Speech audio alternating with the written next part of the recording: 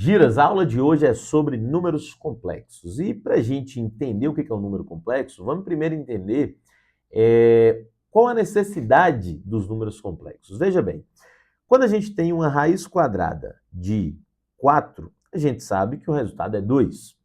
Agora, se eu tivesse uma raiz quadrada de menos 4, isso aqui já daria um problema, porque a gente sabe que número negativo não vai ter uma raiz quadrada real, né? O resultado não vai ser um número real. Aí o resultado disso a gente só consegue no conjunto dos números complexos. Então isso aqui tem resultado, mas é um número que está nos números complexos, não é um número real. Então para isso que os números complexos vão servir basicamente, para trabalhar com raízes de números negativos. Só que, para entender os números complexos, a gente primeiro precisa entender o que é a unidade imaginária. Essa unidade imaginária é nada mais nada menos que aquela letra I que vai aparecer nos nossos números complexos. Provavelmente, se você já estudou números complexos, já viu esse I. O que eu preciso entender? Para conseguir resolver as questões de números complexos, a gente tem que usar o i. É como se o i ele tivesse sido criado para possibilitar resolver a raiz quadrada de um número negativo. Por que ele possibilita isso? Vem comigo. I ele vale nada mais, nada menos que a raiz quadrada de menos 1. E aí, com isso, eu consigo resolver as expressões. Sabe por quê? Porque, veja bem, se eu tenho aqui, vou pegar o exemplo que eu tinha colocado, raiz quadrada de menos 4. Com essa informação de que a raiz de menos 1 vale i, a gente consegue resolver em função do i. Sabe por quê? Menos 4, se eu quiser, eu posso abrir. Então fica 4 positivo vezes menos 1. Porque 4 vezes menos 1 dá menos 4.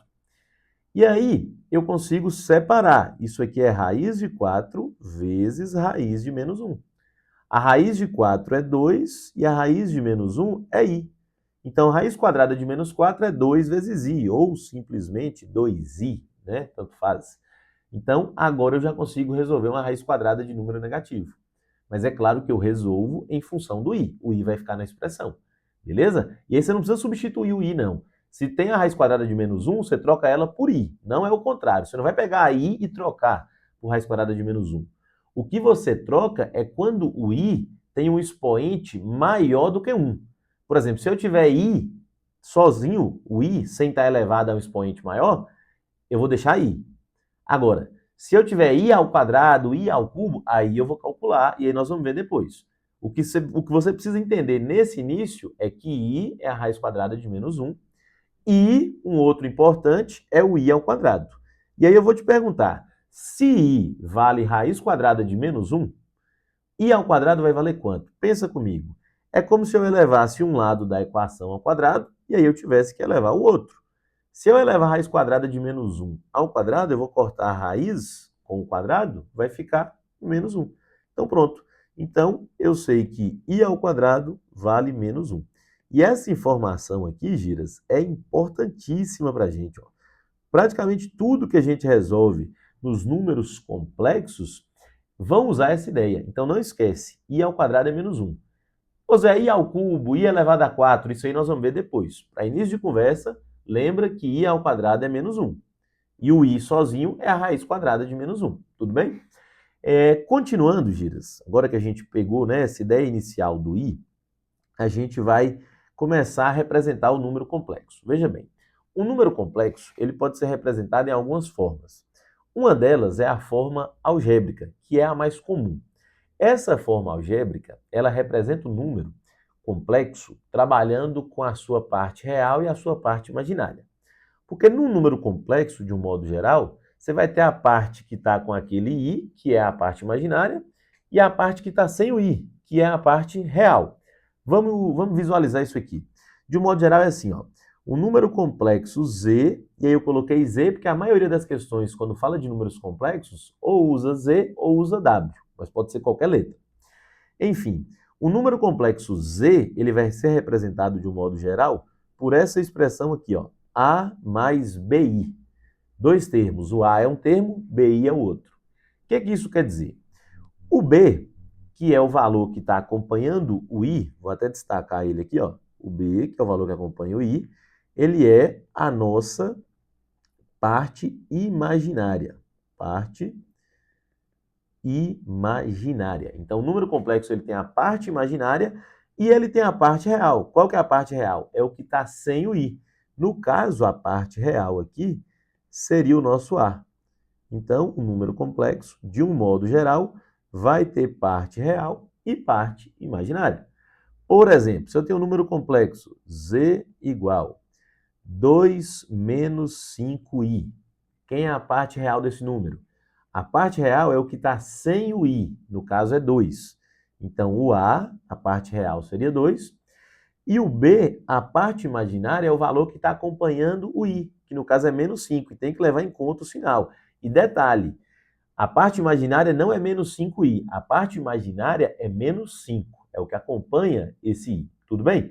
Por exemplo, se eu tivesse o número complexo z igual menos 3 mais i, quem seria a parte real? A parte real aqui, o nosso a seria menos 3, e a parte imaginária aqui, ó, não confunda. Se o i está, entre aspas, sozinho, é porque o valor que acompanha ele é 1. É 1i. Então, a parte imaginária seria 1. Fechou? Então, é assim que a gente olha a parte real e a parte imaginária. Agora, o que vai acontecer é que, em alguns casos, a parte real vai ser 0, a parte imaginária vai ser 0, e aí o nosso número ele vai ser classificado nesses 3 tipos que eu coloquei aqui embaixo. Ele pode ser imaginário, imaginário puro ou real. Vamos ver como é que isso aqui funciona. Deixa eu só apagar esse canto aqui para não ficar bagunçado. Giras, veja bem, para que o número seja considerado imaginário, basicamente ele tem que ter a unidade imaginária. Então a condição que a gente precisa é que a parte imaginária desse número exista. Porque pensa comigo, se a parte imaginária for, por exemplo, 0, não vai ter o i, porque 0i é 0. Então, o i não vai existir. Então, para que o número seja imaginário, o i tem que estar lá. E para o i estar aparecendo, né, esse b aqui, ó, a parte imaginária, não pode ser 0. Então, essa é a condição. Para que o número, anota aqui, por favor, para que o número seja imaginário puro, a parte imaginária tem que ser diferente de 0. Fechou? Essa é a condição. Então, o B vai aparecer. Então, exemplos de números imaginários.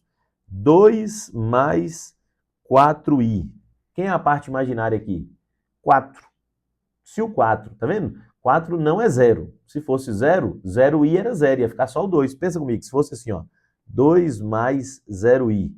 Isso aqui ia desaparecer e ia ficar só o 2. Aí isso aqui ia cair onde? Aí você já deve estar imaginando. Seria um número real, porque não tem parte imaginária. Então, para ter parte imaginária, ou melhor, para que o número seja considerado imaginário, a condição é que a parte imaginária tem que ser diferente de 0.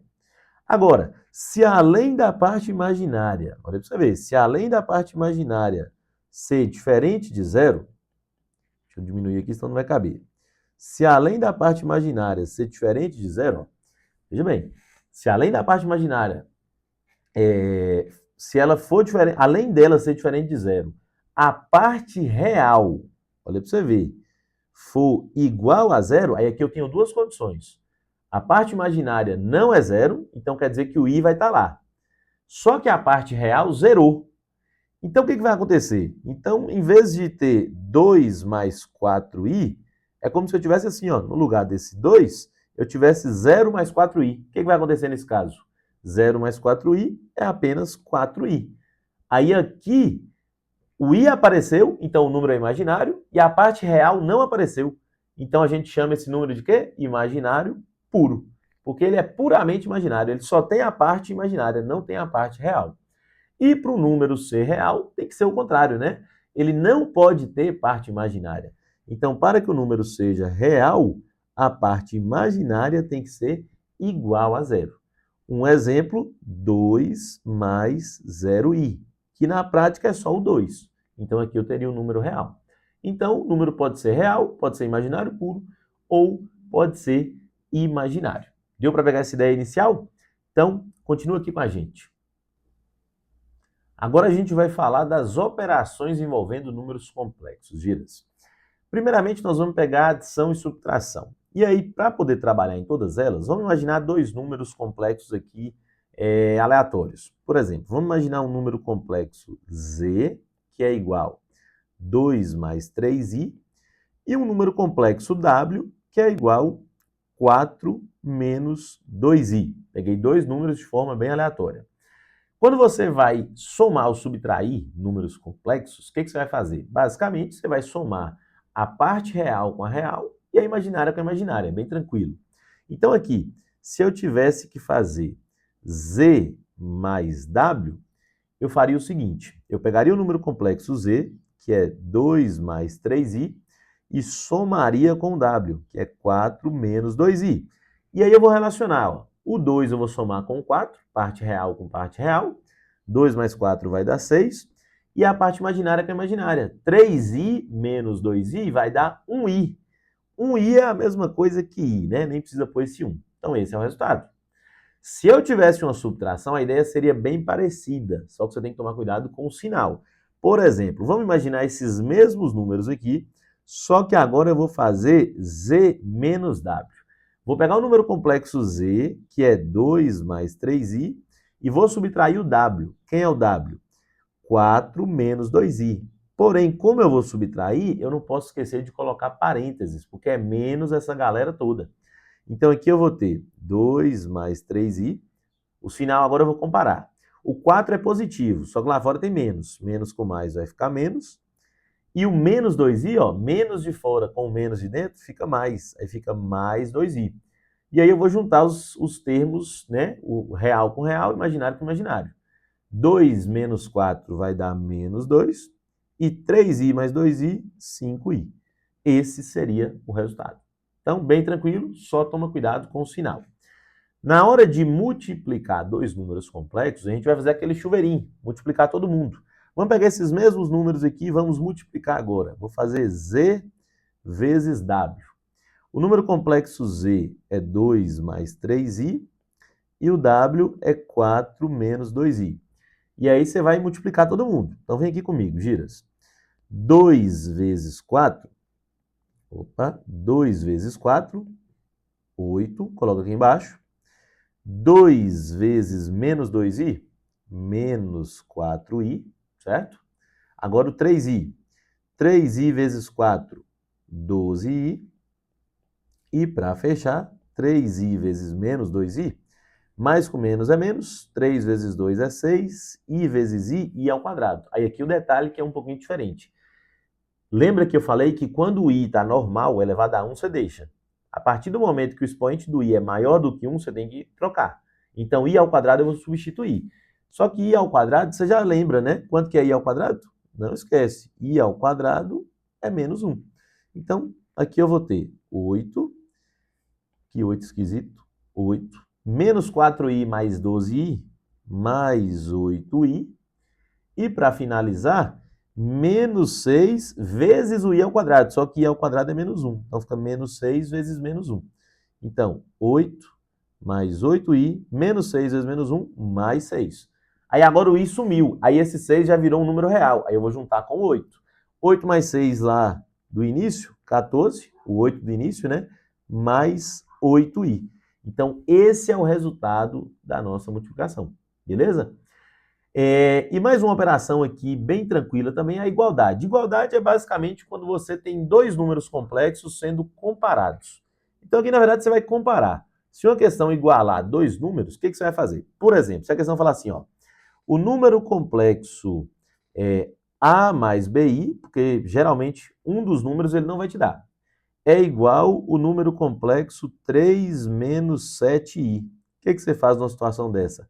Você simplesmente iguala a parte real de um lado com a do outro e depois a imaginária com a imaginária.